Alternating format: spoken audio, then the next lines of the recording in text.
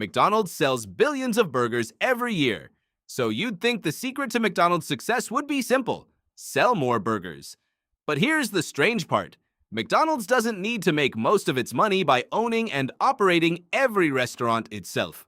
In fact, one of the most important things McDonald's sells isn't even food. It's the right to operate a McDonald's restaurant. And once you understand that, you start seeing the golden arches completely differently. Because McDonald's isn't simply a fast food company. It's a machine built around franchises, real estate, recurring payments, and one of the most powerful brands on earth. And the crazy part?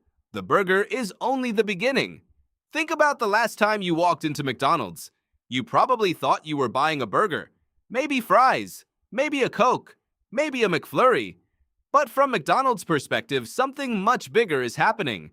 A customer walks through the door, buys food, and generates revenue for the restaurant. Sounds simple, but McDonald's has another layer most customers never think about. Who actually owns that restaurant? In many cases, it's a franchisee. That means McDonald's can expand its brand across thousands of locations without personally running every single restaurant day after day. And this is where the model gets interesting. A franchisee puts up capital. They operate the restaurant. They hire employees. They manage the day-to-day business. And in return, they get access to something extremely valuable: the McDonald's brand and business system. That includes the name, the menu, the operating procedures, the technology, the marketing, the supply chain, and most importantly, the customers who already know what McDonald's is. You don't need to explain to someone what McDonald's sells. That recognition is already worth billions. But McDonald's found a way to monetize that recognition over and over again. And that's where the real machine starts. Here's the part that changes the way you look at McDonald's. Imagine you wanted to open a completely unknown burger restaurant. You'd have a massive problem. You'd need to convince people to try it. You'd need to build a reputation. You'd need advertising. You'd need a menu people recognize, and you'd have absolutely no guarantee anyone would show up. Now compare that with opening a McDonald's franchise. The brand already exists. The customer already knows what to expect. And there's something even more important. McDonald's has spent decades building a system that can be replicated. The same basic concept can operate across thousands of locations. Same recognizable branding, similar menu, similar processes, similar customer experience. That consistency is incredibly valuable. Because McDonald's isn't asking every franchisee to invent a successful restaurant from scratch. It's giving them a proven machine and charging them for access to it. And that's where the money gets really interesting. When you buy a Big Mac, McDonald's gets revenue from that transaction in one form or another. But the company's economics don't depend only on today's burger sale. Franchise relationships can generate rent, royalties, and other payments over time. Think about what that means. A customer buys one meal. That's one transaction.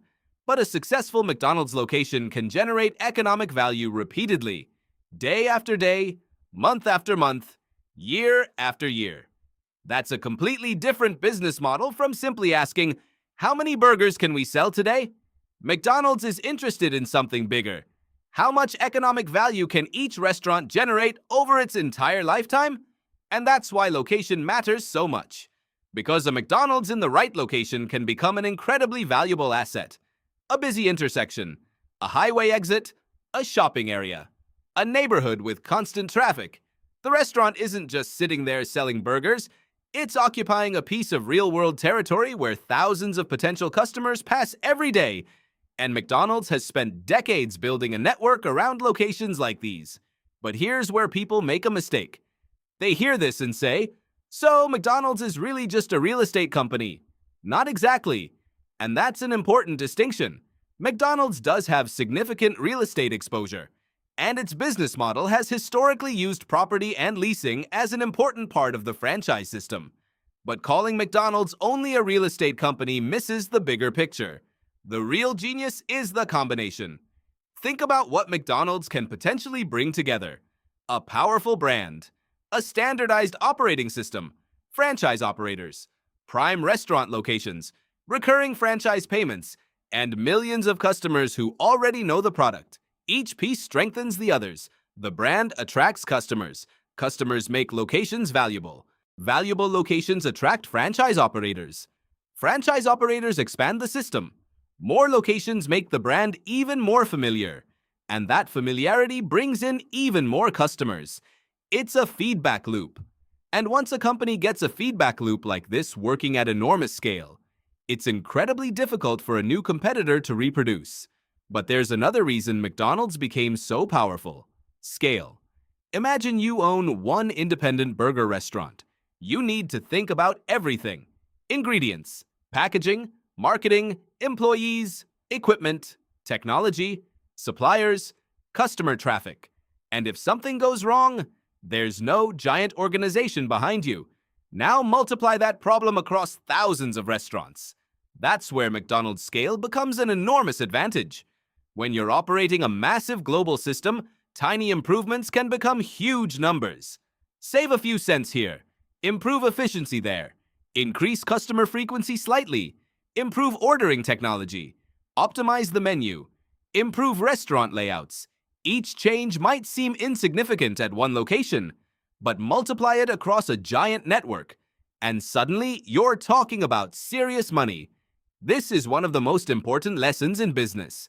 Scale turns small advantages into enormous advantages, and McDonald's has something even more valuable than scale.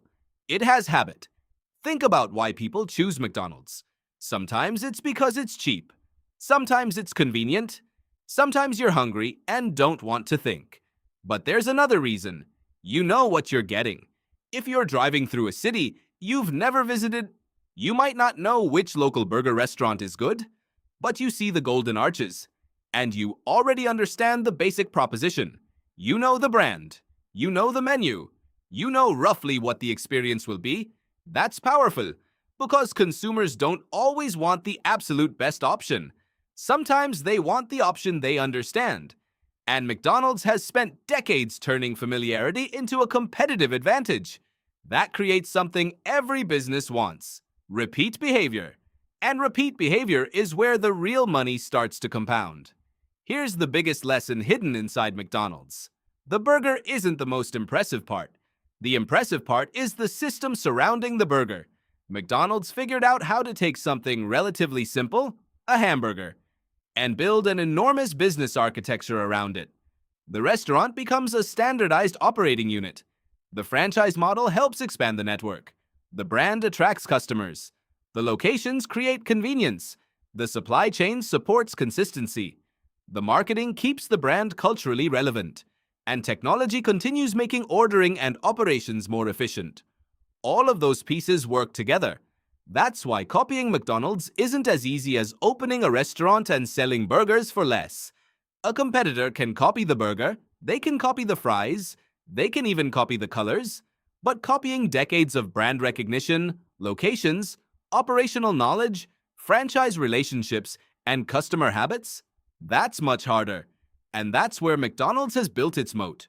There's one more thing I want you to notice. McDonald's doesn't have to win every individual transaction. It needs the system to work.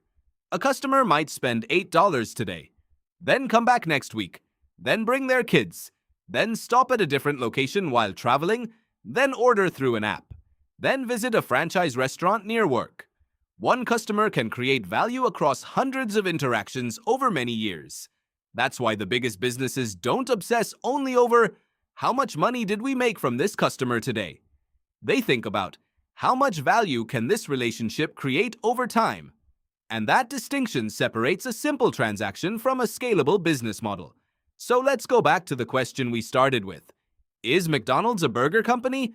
Technically, yes. It sells burgers. Lots of them. But that's not what makes McDonald's extraordinary.